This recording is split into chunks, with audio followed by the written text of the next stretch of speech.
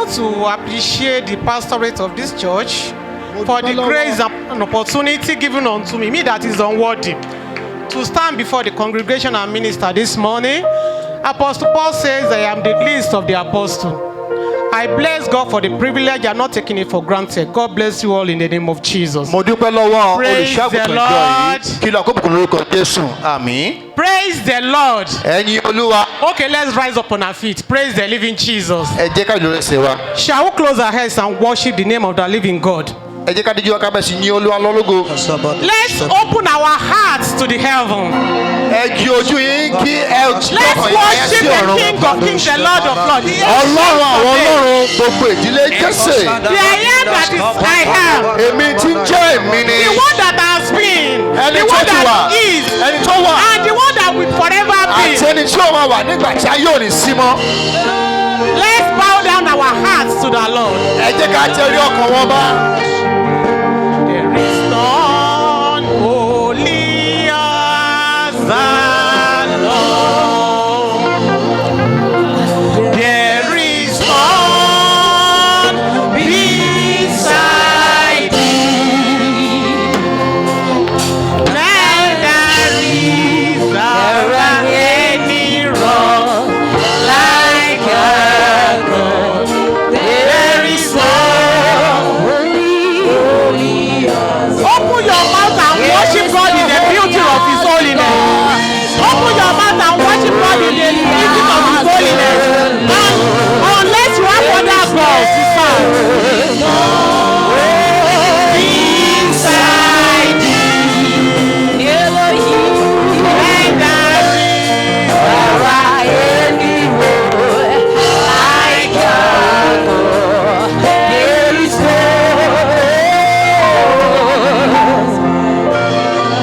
ẹ̀yin ni bàbá tó bàbá, ẹ̀yin ni bàbá tó bàbá, ẹ̀yin ni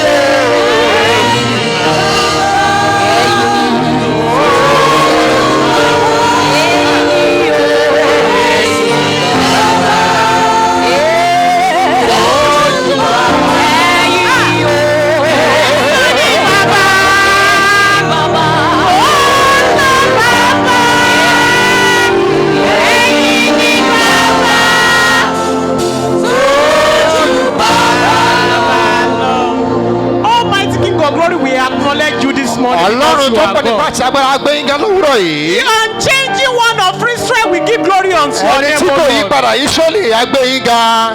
Father, we declare that you are God.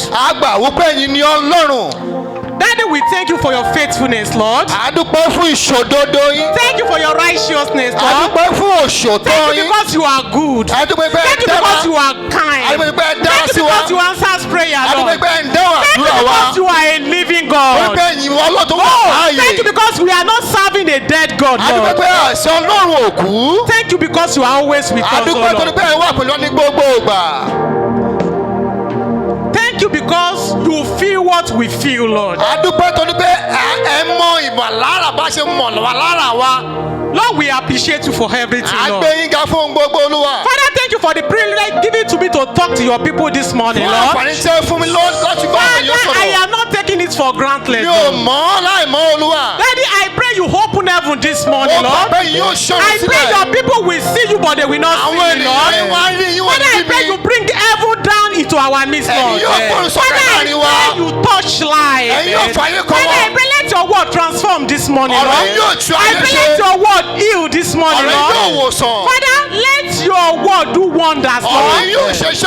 Just like the time of Elijah, Lord. Oh, let fire come down, Lord. Let people receive your power, Lord. Let's see you, Lord. And let your name alone be glorified. Every unwanted spirit, we silence you in the name of Jesus. Lord, let your name be glorified. In Jesus' name we pray. In Jesus' mighty name we pray. Shall we shout hallelujah? Let's have a seat. God bless us in the name of Jesus. The topic before me this morning says sons of abundance. Àkòrí tó wà níwájú mi lọ́wọ́ yìí ó ní ọ̀pọ̀ ohun. I want to appreciate the pastor that ministered at the first service because the Spirit of God works in diverse dimensions. Mo dúpẹ́ lọ́wọ́ olùṣọ́àgùntàn tó ṣiṣẹ́ ní ẹ̀sẹ̀ kọ̀ọ̀kan nítorí pé ẹ̀mí mímọ́ Ọlọ́run ó ń ṣiṣẹ́ ní àìmọye ọ̀nà. Firstly, to talk about sound happens to be a sensation perceived by a sense of hearing. Ìgbọ́ ó jẹ́ ohun tí a mọ̀ tí à ń gbọ́ láti tá à ń gbọ́ létí wa. But for the purpose of this message this morning, fún pàtàkì ìwàásù òwúrọ̀ yìí. Voice can be it is a voice that can be heard in the spirit. Ohùn lálẹ́ gbọ́ nínú ẹ̀mí ó ní ohùn. It is a voice that can be heard in the spirit. Ohùn lálẹ́ gbọ́ nínú ẹ̀mí. And if it is a sound, it is not a noise. Tí ó bá jẹ́ ohùn ọ̀rọ̀ lásán ni. If it is a sound, it is not a noise. Tó bá jẹ́ ohùn kì í ṣọ̀rọ̀ lásán. Because noise causes disturbance. Torí ọ̀rọ̀ lásán ó máa ń Sound we are talking about this morning causes melody and it brings healing to the hearer. Ohùn ó mú ìwà láàyè ó tún mú ìwòsàn wá. What brings about sound of abundance is in a story in the Bible. I'm going to just be summarizing the story. It's in the book of 1 Kings chapter 16, chapter 17, and chapter 18. A ó máa sọ̀rọ̀ nínú Bíbélì nípa ohun tí a pè ní ohùn. Praise the Lord. Ẹ̀yin Olúwa. Before we can talk about abundance, there will have been inadequacy. There will have been need.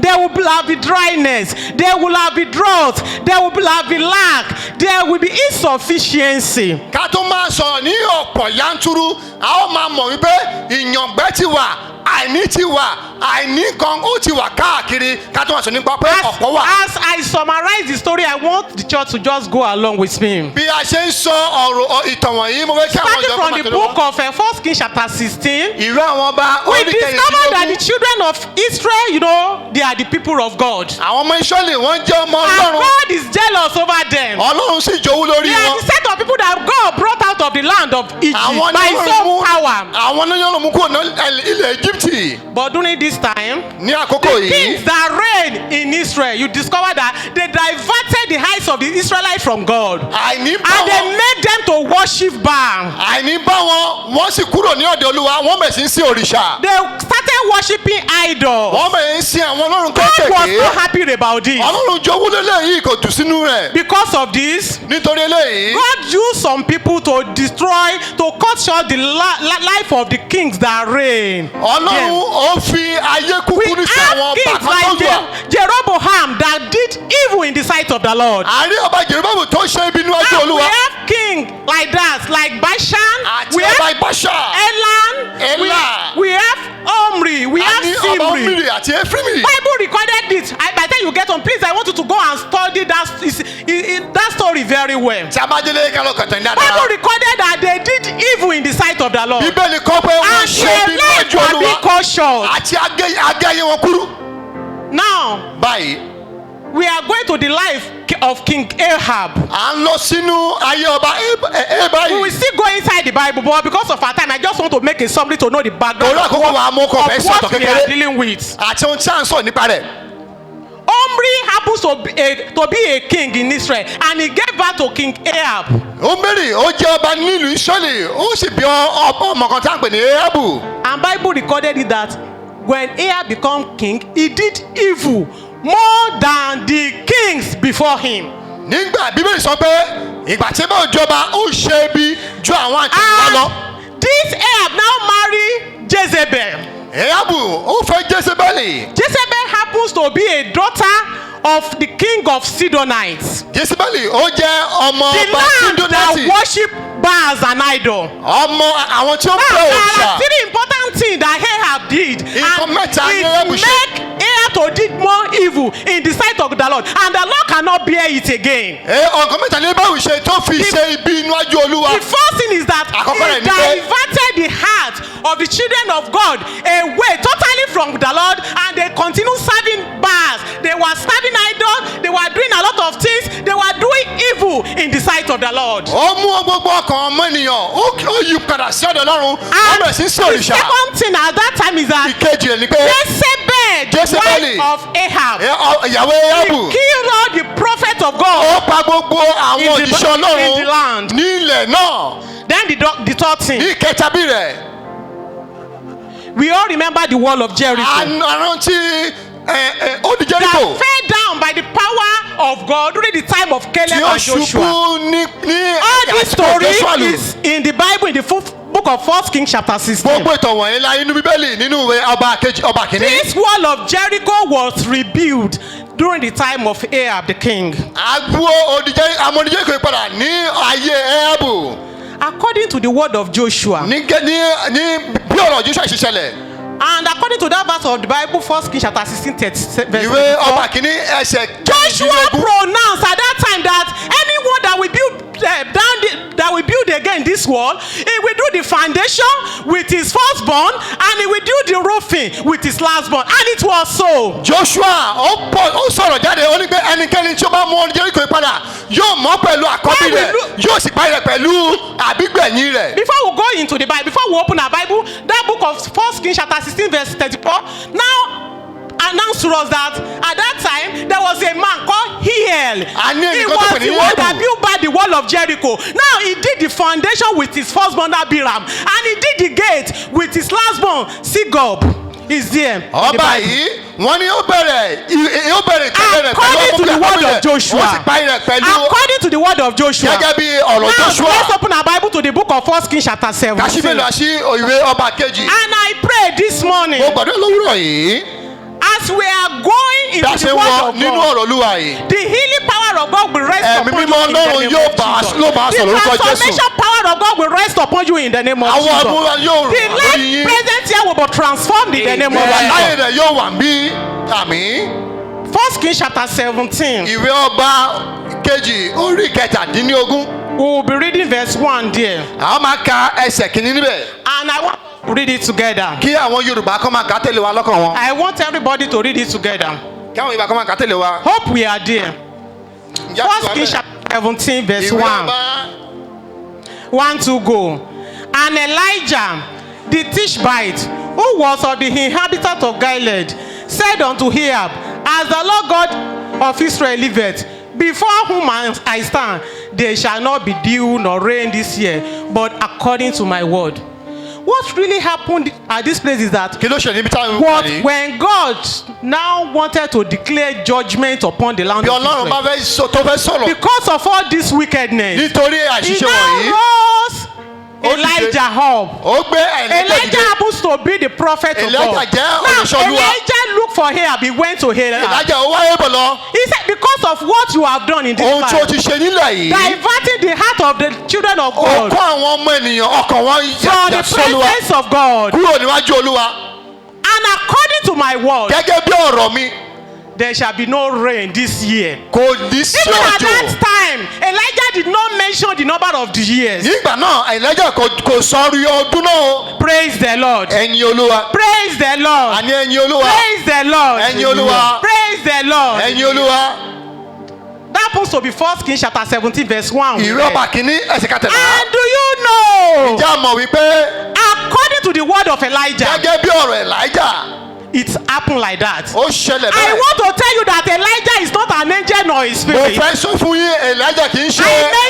word of Joshua the other time. That he declared that person that will build the wall of Jericho back, that he will build it with his first and his lastborn. And it was so. And look at Elijah here. Let's open our Bible to the book of James chapter 5 verse 17. I just want you to realize yourself now that you are somebody like Elijah. Elijah is not a spirit. Because you are going to declare some word this morning and it has come to pass. You did not have two heads. Elijah did not have three heads. Elijah did come to the house of God and is a prophet of God like you. Joshua happens to be a servant of God like you. That problem you are encountering is because you don't know yourself already. You don't know the God you serve. James chapter 5. The Bible says Elijah was a man subject to the like passion as we are, and he prayed earnestly immediately that it might not be rain. And it raineth not on the earth by the space of 3 years and 6 months. And he prayed again, and the heaven gave rain, and the earth brought her food. Now I want you to open your mouth as you are sitting down there. Try to be declaring, try to be prophesying now that you will not die young. According to your word, that nothing will happen to you, that your business will boom, that you will never fail. If you love yourself, the Bible says you are a man like Elijah. Elijah is a man like you, and he said it and it's come to pass. Whatever you want for your life, try to be declaring it now. Say it out of your mouth, and it will come to pass this morning. Declare it that you will not become poor. Declare it that you will not fail. Declare it that you will never be frustrated. Declare that you will never be poor. Declare that you will never make mistakes. Declare that you will never miss it. Open your mouth. I hear a sound of abundance. In Jesus' sound of name we abundance. prophesy. Orúkọ Jésù náà In ti sọ Jesus' tẹ́lẹ̀. name we prophesy. And the story continues. Ìtàn tẹ̀síwájú. There was drought in the land for 3.5 years. Ìyàngbẹ́ wà nílẹ̀ fún ọdún mẹ́ta àti àbọ̀. Just because prophet Elijah declared it.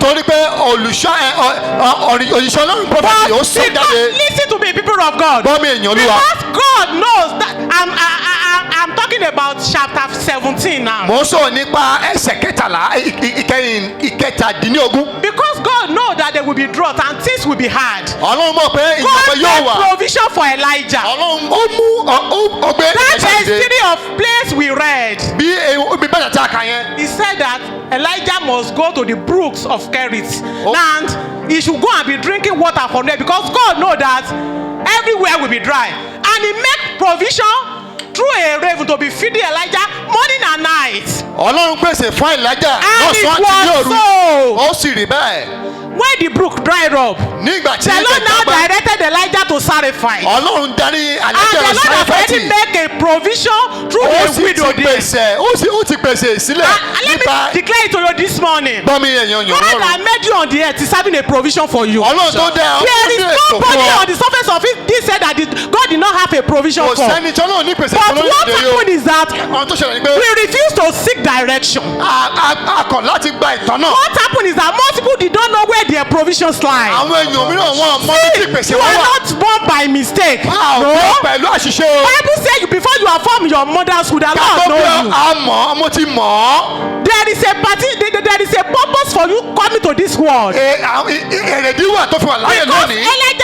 Elijah happened to be a man of God. He heard God Elijah and he jẹ́ ọmọ Ọlọ́run. followed the direction of Ó God. gbọ́rọ̀ Ọlọ́run ó sì tẹ̀lé ọ̀rọ̀ rẹ̀. See, for the space of 3.5 Ní years, ọdún mẹ́ta àti àbọ̀. there was hardship in the land. Ìyàngbẹ́ àti There was ìpayín kẹ̀kẹ́ dryness in wà. the land. Àti People ọ̀yàngbẹ́ started wà. eating themselves. Àwọn èèyàn méjì ń jẹ ara A wọn. lot of things were happening. Ohun gbogbo kan ṣẹlẹ̀ ní. Ahab, the king of Israel, started looking for Elijah. Ẹ̀hábù ọba ó bẹ̀rẹ̀ sí wá He has ìtàn looked for solution up and down to everything. Ó ti wá He couldn't find. ìtọ̀nà kò rí. He now started looking for Elijah. Ó bẹ̀rẹ̀ sí God, wá Èlíṣà. but God hid Elijah. Ọlọ́run ó gbé ìyẹn dìde. He couldn't find Elijah. Kò rí Èlíjà o. Now let's go. The story will soon end. Let's go to 1 Kings chapter 18 now. Ìwé ọba kìíní ẹsẹ̀ kejìdínlógún. God now spoke to Elijah. Ọlọ́run bá Èlíṣà sọ̀rọ̀. God told Elijah to arise Ó ní kékeré jẹ́ kó dìde. and go back to King Ahab. Kó lọ bá ọba Éhábù.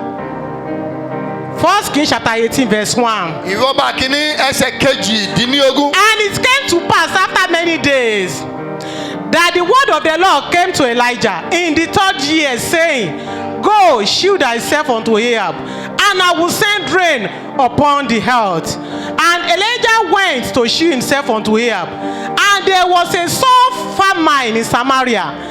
And Ahab called, praise the Lord. Ẹ̀yin Olúwa. And the story goes down like that. Ìtọ́nà mẹ́sìn lọlẹ̀ bẹ́ẹ̀. There is still a place I will still want us to read there. Ibì kan wà tí mo fẹ́ kájọ kà lápapọ̀. And I believe that you are listening to me. Mo gbà pé ẹ̀ńtẹ́tí. Praise the Lord. Ẹ̀yin Olúwa. Now, Elijah went to Ahab. Èlíjà ó lọ bá Éhábù. Immediately Ahab saw Elijah. Ní kété tí Ahab tó fojú gan ní Immediately Ahab saw Elijah. He told him that he ó sọ fún asked. pé ó béèrè lọ́wọ́ rẹ̀. Let me read the place. Ẹ yẹ ká kà á. That's chapter 18 verse 17. Ìkejìdínlógún ẹsẹ̀ kẹtàlá. That's chapter 18 verse 17. Ìkejìdínlógún àti kẹtàdínlógún. And it came to pass when Ahab saw Elijah that Ahab said unto Elijah, art thou he that troubleth Israel? Praise the Lord. Ẹ̀yin Olúwa. He called Ahab, Elijah, the troublers of Israel. Because Ahab has been looking for solution to everything that happened, he couldn't find it. And at the end of the day, he know that Elijah was the one that declared and can hand it, because he knows that he perceived that Elijah is having a bigger power.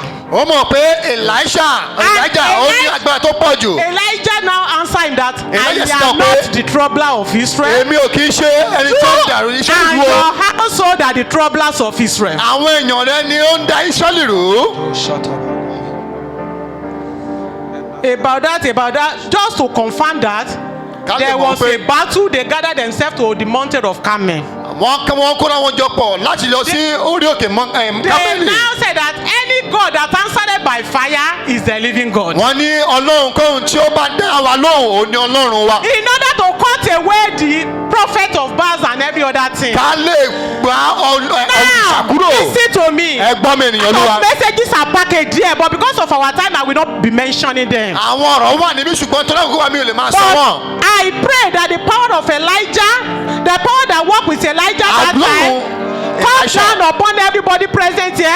Listen to me in the name of Jesus. Agbára tó bà lórí Ẹ̀lẹ́ṣà yóò bà lórí wa They lórúkọ went to Jésù. Mount Carmel, they gathered all the prophets of Baal there. Wọ́n gbóra wọn jọ pọ̀, wọ́n sì kó Prophets àwọn ọ̀rọ̀ of Baal were kéékèèké. now calling upon their God that fire should come down. Àwọn òrìṣà kéékèèké wọ́n bẹ̀rẹ̀ sí pa Ọlọ́run They wọn. start harming themselves, Wọ́n bẹ̀rẹ̀ sí pé crying. wọ́n ké tọ̀tọ̀. Elijah was making jest of them. Elijah ó bẹ̀rẹ̀ sí fi wọ́n ṣe yẹ̀yẹ́. Maybe your God is even sleeping, wake him up. Bóyá Ọlọ́run yìí sun Maybe your God is in a journey, call him back. Ọlọ́run yìí bóyá ìrìnàjò ẹ̀ Maybe pé your padà. God is dosing. They cut themselves and blood were gushing out. Wọ́n gẹ́ra wọn ní ọkọ̀ ẹ̀jẹ̀ mẹ́sìn jáde. Fire did not come down, no. Iná ò sọ̀kalẹ̀ I o. was just looking at it. I was wondering that Mo look bẹ̀ at sí wò ó. 400 and many prophets of Baal, and Elijah was alone. Just only Elijah. Elijah Ah. nìkan láàrin ọ̀gọ̀rọ̀ àwọn òrìṣà The kéékèèké. Bible said that he that is with us is greater than he that is Ẹni tó wà nípa tiwa ó ju ẹni tó ń gbénú ayé lọ. Elijah now, I was just wondering about the confidence Mo that bẹ̀rẹ̀ sí Elijah wo had. irú ìgboyà tí ó ní. Elijah, when it comes to the turn of Elijah to Tó call bá upon tó God, di àsìkò Elijah. he asked them to be pouring barrels of water on the Ó altar. ní ẹ bẹ̀rẹ̀ sí ń domi sí gbogbo Water rẹ̀. and fire their enemies.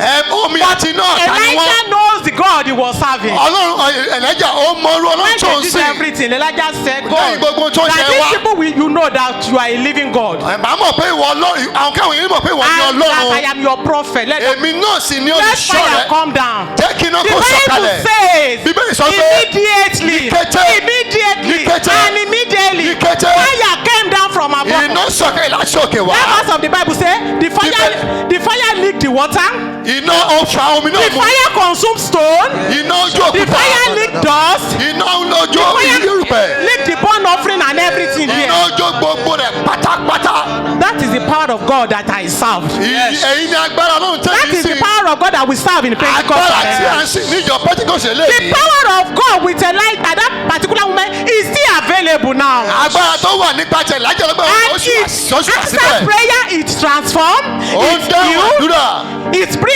wealth, Ó gbé it ọmọ changes wá. life, Ó ń yẹ it padà. makes destiny to be fulfilled, Ó ń yí àyànmọ́ padà. it beautifies, Ó tún nǹkan ṣe. it does a lot of great things. Ó ń ṣe ohun lálá káàkiri. Praise the Lord. Ẹ̀yin Olúwa. After now we are going to that abundance now. À ń lọ After sí ipò ọ̀pọ̀. the idols and everything were being cut off. Nígbà tí a gé àwọn òrìṣà kúrò tán. Now we are going to the 1 Kings chapter 18 verse 41. Shall we À ń open lọ our Bible sínú here? ìwé ọba kìíní ẹsẹ̀ We are going kejìdínlógún. to read it together. A ó kà papọ̀. 1 Kings chapter. I want us to read it loud. I want us to mean what we are reading. Mo fẹ́ ká mọ tí a ń ká o. I believe we are there. Mo bẹ̀rẹ̀ pé àmọ́ àwa mẹ́ẹ̀. 1 Kings chapter 18 verse 41. Ìwọ́ba kìíní ẹsẹ̀ kejìdínlógún. After judgment has been declared upon the land. 1 to go verse 41. And Elijah said unto Ahab, get thee up, eat and drink, for there is a sound of abundance of rain. Rain that has not been available for 3.5 years. Òjò tí ò tí wà láti ọdún mẹ́ta àbọ̀. By the virtue of everything that happened on Mount Carmel, Ahab had surrendered everything before God because he knows that he and his prophet of Baal cannot do anything again. Ọba Ayabu ó ti yànda gbogbo rẹ̀ ó mọ̀ pé kò sí ohun tó lè ṣe mọ́. He subjected himself unto the living God. Ó fi ara rẹ̀ fún Ọlọ́run. Now Elijah declared abundance of rain at that particular moment. Elijah ó sì sọ̀kalẹ̀ ọ̀pọ̀lọpọ̀ òjò sílẹ̀. Abundance of rain, what is the meaning? Tí a bá ní ọ̀pọ̀lọpọ̀ òjò kí ni ìtumọ̀ rẹ̀? Abundance of rain means plentiful supply. Ọ̀pọ̀lọpọ̀ òjò ó túmọ̀ sí pé ọ̀pọ̀ yanturu. It means the curse is over. It means dryness is over. Ó túmọ̀ sí pé it means barrenness is over. àgọ́ dópin. Failure is over. Àìsàn dópin. Poverty is over. Àìní dópin. Disappointment is over. It means dópin. sadness is over. It means sorrow is over. Just mention it. It means negativity is over. Àwọn nǹkan burúburú ó dópin. Abundance of rains means blessing is pouring again. Ọ̀pọ̀lọpọ̀ òjò ó túmọ̀ sí pé ìbùkún ó sọ̀kalẹ̀ lẹ́ẹ̀kan. Abundance of rain means greatness is coming again. Ọ̀pọ̀lọpọ̀ òjò ó túmọ̀ sí pé ìyanu pọ̀. Healing is coming again. Ìwòsàn bọ̀. Lifting is happening again. Ìgbégédé ń It means bọ̀. transformation is happening again. Ìyípadà ń It bọ̀. means sorrow is over. It means destiny is being renewed. Abundance of rain means that there is restoration. Abundance of rain means that there is cleansing, there is revival, and things are changing again. That is abundance of rain. Ìtumọ̀ ọ̀pọ̀ yanturu ni. I want to tell you that God that existed in the past of the past is still existent and he is still existing now and is doing better and he can still do it again. Ọlọ́run tó wà láàyè nígbà kan rí ó wà láàyè síbẹ̀ ó sì ṣe jù bẹ́ẹ̀ lọ. Bible said the hand of God is not too short to deliver. Ọwọ́ Olúwa kò kú láti gbà ní. The power of God at that time of Elijah is still available. Agbára Olúwa ó sì wà síbẹ̀ tí Elisha wà síbẹ̀. It is you that must know the power of God that you serve. Ìwọ ló gbúdọ̀ mọ irú agbára tí wọ́n ń sìn. It is you that must know the power of God you serve. O gbúdọ̀ mọ irú agbára tí wọ́n ń sìn. When Elijah declared abundance of rain, nígbà tí Elijah tó sọ̀rọ̀ kalẹ̀ òjò ọ̀pọ̀pọ̀ òjò. I want you to listen to me very well. Ẹ gbọ́ mi dáradára ènìyàn mi. When Elijah declared abundance of rain, at that particular moment, naturally what he saw was dryness. What he saw was drought. What he saw was famine. But he knows, he heard the voice of God. He perceived it in the spirit and he believed God. He had faith. And do you know what happened? It comes to pass. Okay. Verse 43, and he said to his servant, go up now, look towards the sea. And he went up and looked and said, there is nothing. That is the servant of Elijah. And he said, go again 7 times. The first time Elijah said it, he sent his servant to go and look up. Maybe the rain is coming. There was no rain. There was no sign. He came to give him, to tell him. The second time he sent him back to go and look. The third time he sent him. The fourth time he sent him. The fifth time he sent him. The sixth time he sent him. The seventh time Elijah did not take no for an answer. Elijah insisted till the rain come. I don't know the situation you find yourself. Maybe you have been failing before. Maybe you have gone to an interview 2-3 times and you are disappointed. Maybe your fears have disappointed you 2-3 times and you think it is over. Let me tell you, it is not over. It is not over. It is not over. Do not take no for an answer. No. Do not take go for an answer. You need to insist until you have your miracle. àyàfi tí o bá ní ìyanu rẹ. Just like Elijah. gẹ́gẹ́ bí Elijah. You insist. wà á ní pé rárá. You insist until you get your miracle. wà á ní rárá títí tí o fi gba ìyanu rẹ. Maybe your business is not booming. àbí ìkòwò lọ síwájú. And you think it is over. àbí òrùbọ ti tán ni. Maybe you are crying that God, where is your hand? òun sunkún bẹ́ẹ̀ ni pé Ọlọ́run gbà ó ń tẹ̀mí. Rise again. káàdì Stand dédé. up. Go and do it ìdè again. lọ túnṣe. Try to insist. má dúró. Insist. má Don't take títọ́. no for an answer. má gbà pé rárá ni o. Don't take impossibility for an answer. má ní pé kò ṣe é ṣe. Maybe your job is at the verge of going away. àbí iṣẹ́ tó ti lọ. Go to the God that help Elijah. lọ bá Ọlọ́run Do not take Elijah. no for an answer. má gbà rárá fún o. Maybe the world called you barren. àbí ayé gbọ̀ lágàn. Maybe you are poor.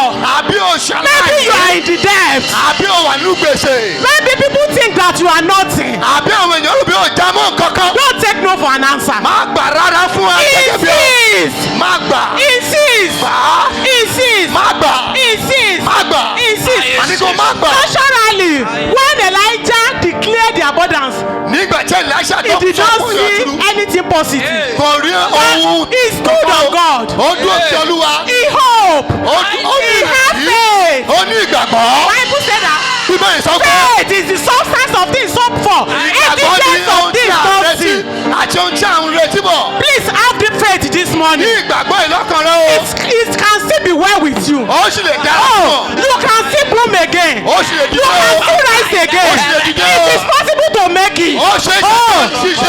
you cannot be going down. ó lè máa lọlẹ̀. You can still be ó lifted. lè sì gbé ọ sókè. You can still get married. a sì lè ó ṣe You ìgbéyàwó. can still have children. ó sì lè lọ́mọ. Your job can still be renewed. iṣẹ́ rẹ̀ sì lè dé. That contract can still come. ohun tó gbé ó sì lè Somebody can still come. ó sì lè dé. Whatever might be your problem, ohun tó lè jẹ́ ìṣòro rẹ. oh, your health can still be restored. àní ìlera rẹ a sì dàgbà sípò. I serve a living God. mo I ṣe serve a náà living láàyè. God.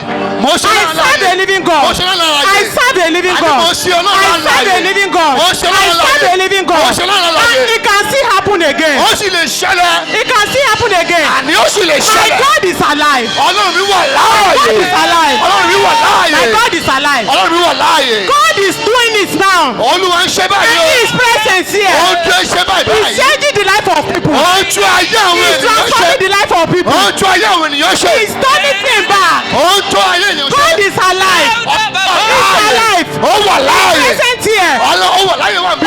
He's changing your story for better. ó ń tó ìtàn rẹ padà He's sí òkú. answering your long time request. ó ń dáhùn àwọn ẹgbẹ́ He's rẹ ti pẹ́. making impossibility possible. àṣeṣe ó ní He's ṣíṣe. restoring back your joy. ó ń dá iṣẹ́ rẹ He's padà. giving you back your joy. ó ń dá iṣẹ́ rẹ padà. He's lifting you up. ó ń dá iṣẹ́ rẹ Oh, padà. I serve the God of Elijah. mo sọ lọ́rọ̀ I Èlíjà.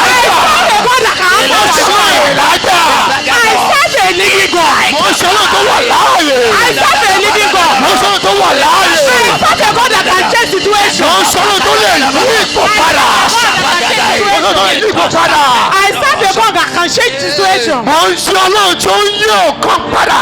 So shall it be in Jesus' name. bẹ́ẹ̀ ni yóò rí Your ní orúkọ prayer is Jésù. answered in Jesus' name. bẹ́ẹ̀ ni yóò rí ní orúkọ Let's have Jésù. our seats for a few moments. ẹ̀já jòkó fún àkókò díẹ̀.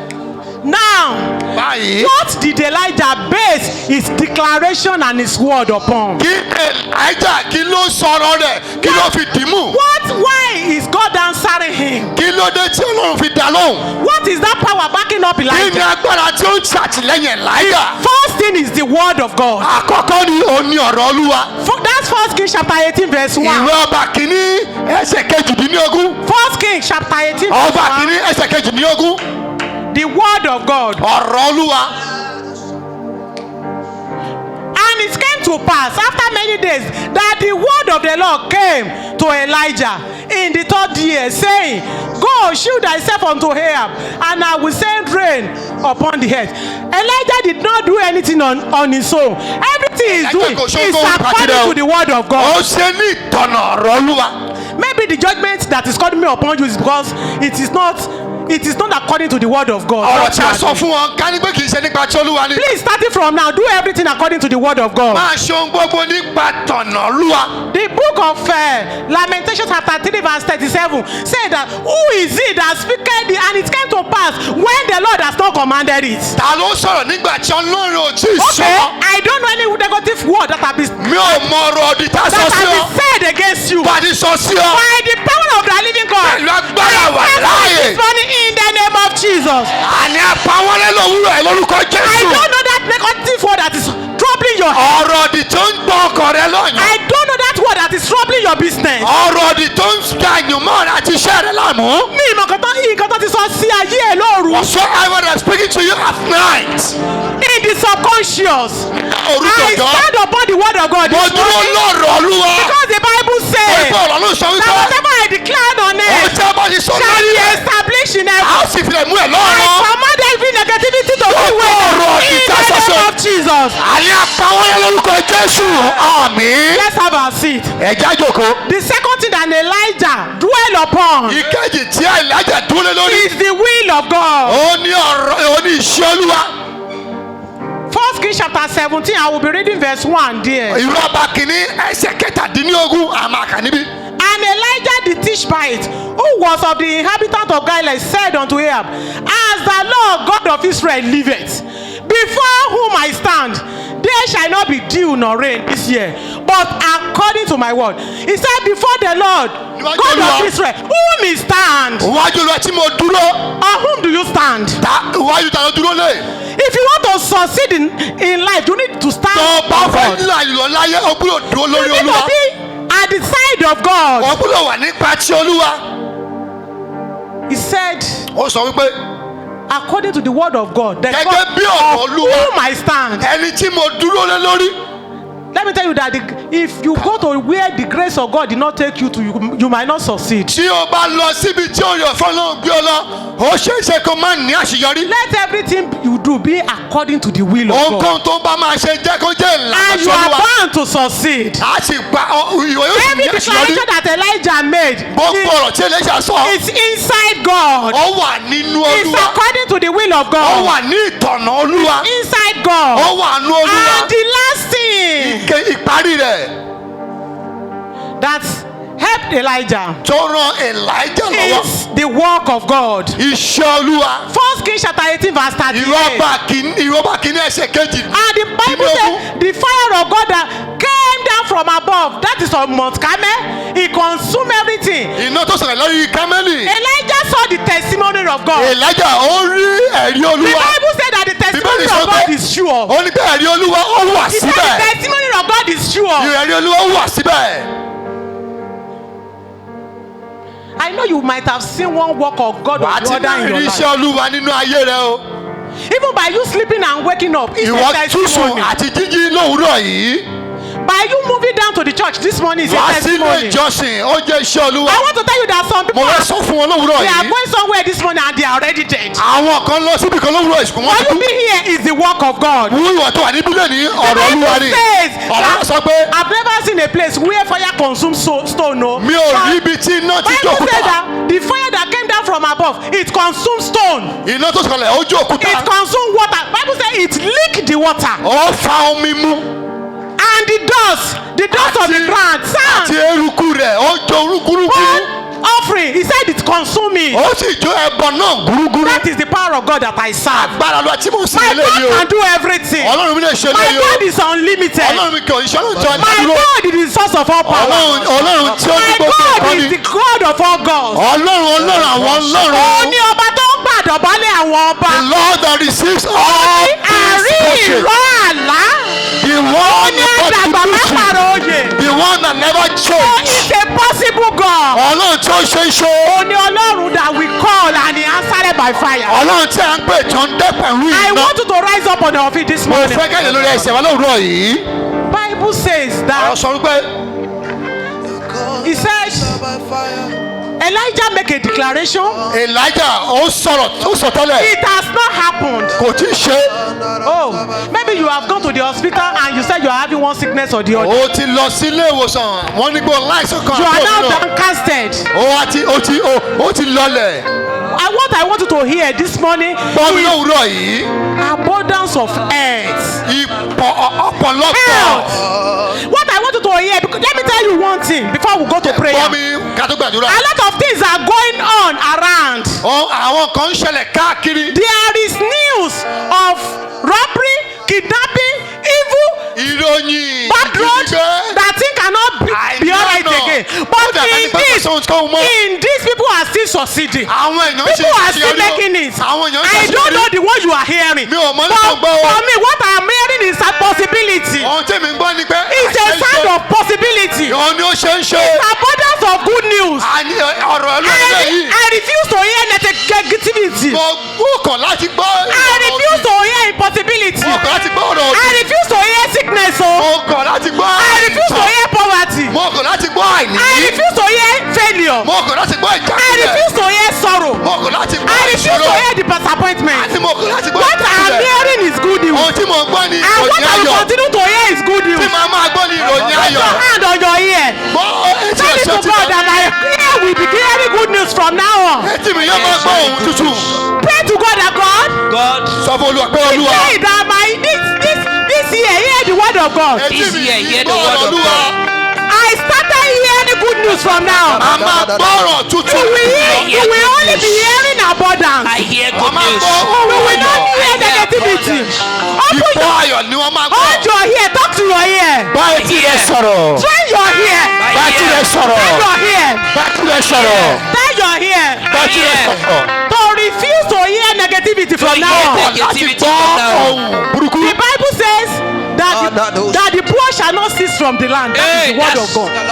But I told God that I refuse to be poor. I told God that I refuse to be poor. See, bad news we never cease in the world. It is not a God. But it is not my portion. That is not my portion. It might be happening outside there. It is not my portion. Tell it to God. God is hearing. I refuse to lose my job. I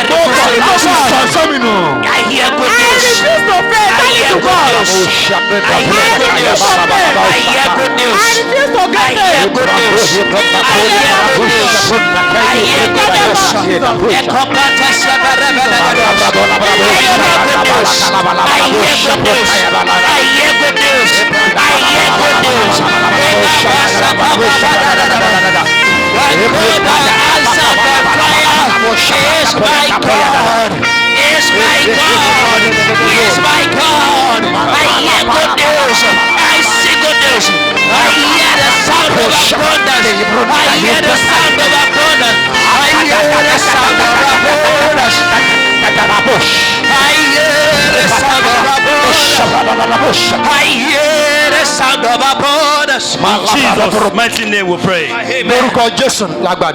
There was no sign for rain. Kò sí àmì òjò. Elijah told Ahab, Elijah ó sọ fún Ahabu. go and eat. Lọ jẹun. For I hear sound of abundance. If you were there that day, tó bá wà bẹ́ẹ̀ lọ́jọ́ náà.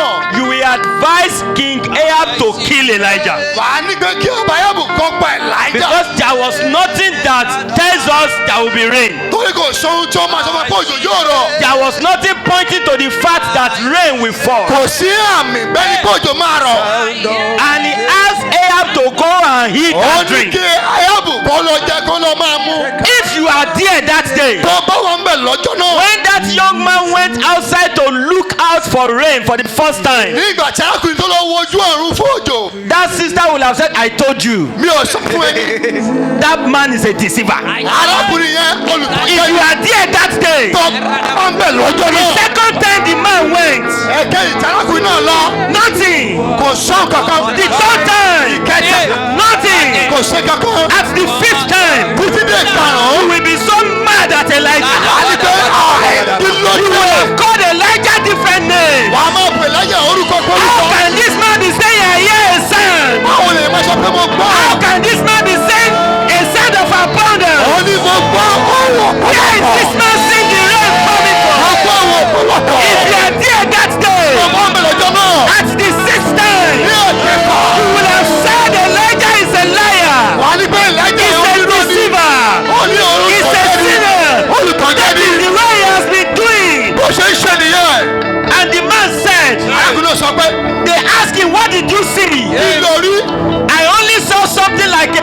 hand. Like a hand in the sky. Is that a rain? It's not even a cloud. Just a hand. And Elijah said, it is a sign of abundance of rain.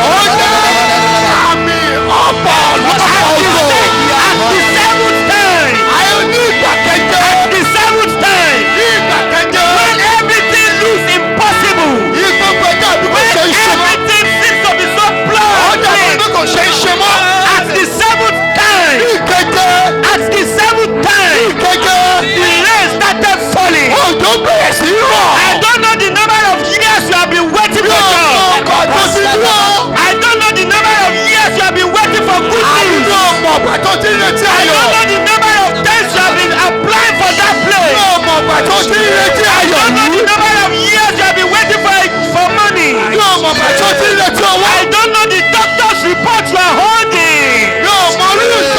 But this money, I command abundance of rain, abundance of joy, abundance of greatness, abundance of glory, abundance of lifting, abundance of celebration. In the name of Jesus. Hold your ear. What do you hear? Call your neighbor. Abundance of rain. Abundance of glory. Abundance of money. Abundance of lifting. Abundance of greatness. Go ahead and begin to prophesy. Abundance of joy. Most of you make sure you are praying. All I see is abundance.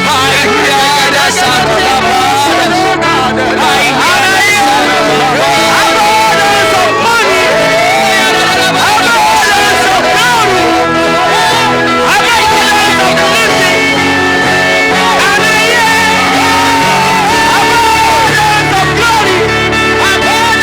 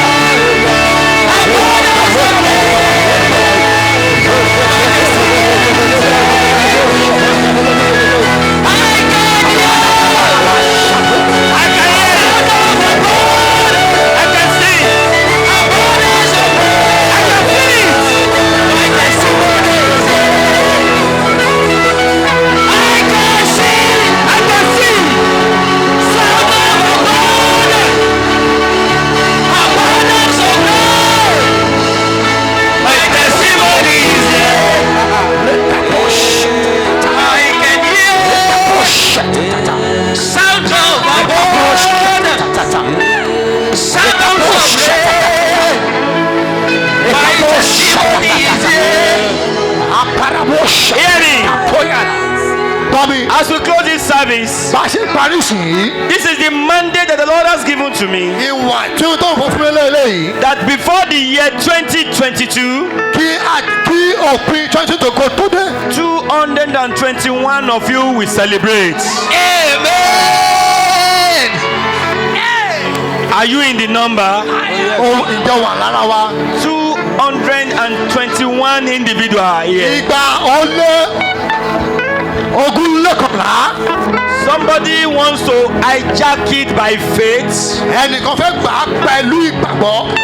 Your faith is adding you to 222.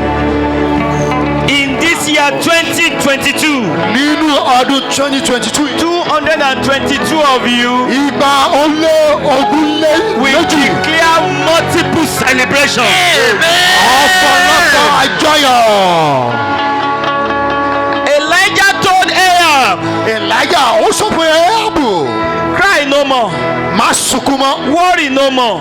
Má ṣe Don't mọ́. bother yourself, don't prod on anything Má again. wo kóńkóń mọ́ o. Go and eat, Lọ jẹun. go and drink. Lọ mu. Go and eat, Lọ jẹun. go and drink. Lọ mu. Because there is abundance of rain. Torí pé ọ̀pọ̀lọpọ̀ òjò wà. Hear me. Gbọ́ mi o. What you are looking for Ohun tó ń wá. shall be available in surplus. Yóò wà ní ọ̀pọ̀ yanturu. I like the pastors to please bring the communion table in. Ẹ jọ̀ọ́ ìbá wa gbé oúnjẹ lọ síwájú. As we take this communion table this morning, Bí a ṣe ń gba ìrọ̀láyè we yìí. will just declare abundance A ó sọ̀rọ̀ ìwòsàn. and there will be celebration. A sì ní àjọyọ̀. Sorry, is it not too late for you to celebrate? Ṣé kò ti péjú fún ọ? Is this, can you still celebrate this year? Are you sure? Are you sure you can still celebrate? Ṣé o ṣì lè ṣàjọyọ̀? Please listen to this. We want to key into this covenant of God this morning. We want to key into this covenant of God this morning. A fẹ́ wà nípa tí Ọlọ́run lówùúrọ̀ yìí. That as we eat and drink of the Lord's table, Bá a ṣe ń jẹ tá a mú ní tábìlì Olúwa. whatever good thing that is lacking in your life shall be in abundance. Ohun tí ó ṣàlàyé tó dá inú ayé rẹ yóò wà náà pọ̀ yanturu. Ohun gbogbo rere tí o ní tó ń fi ìyà jẹ ọ́. Everything that you lack, every good thing you lack. Ohun rere gbogbo tó o ní tó ń dójú tì ọ́. Every good thing that you like that is disappointing Ohun you. rere gbogbo tó o ní táyé fi ń kẹ́gàn rẹ. Every good thing that people use to reproach you. Ohun gbogbo rere tó o ní tó Every good thing that you don't have. tó fi ń ní ọ lára. And they used to reproach you. Kó tó di ọjọ́ méje òní, For 7 days from now, ó máa wà ní ẹ̀kúnrẹ́rẹ́. you will have it in surplus. I read from the scripture, Mo kà ní Bíbélì. 1 Corinthians chapter 11. Ìwé Kọ́ríńtì ẹsẹ̀ kọkànlá. Kọ́ríńtì 1 kìíní. Corinthians chapter 11 Kọ́ríńtì kìíní ẹsẹ̀ kọkànlá. from verse 23. Ẹsẹ̀ ìkẹẹ̀dínlógún ó lé. Please, you can have your seat. Ẹ̀yẹ́ yòókù.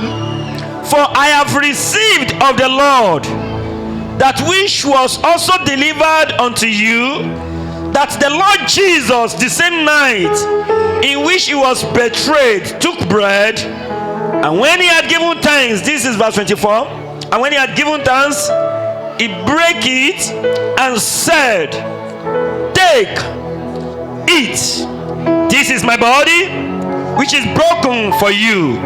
This do in remembrance of me. After the same manner, also he took the cup when he had supped, saying, this cup is the New Testament in my blood. This do ye as often. How many times? Ìgbà mélòó? As often as you drink it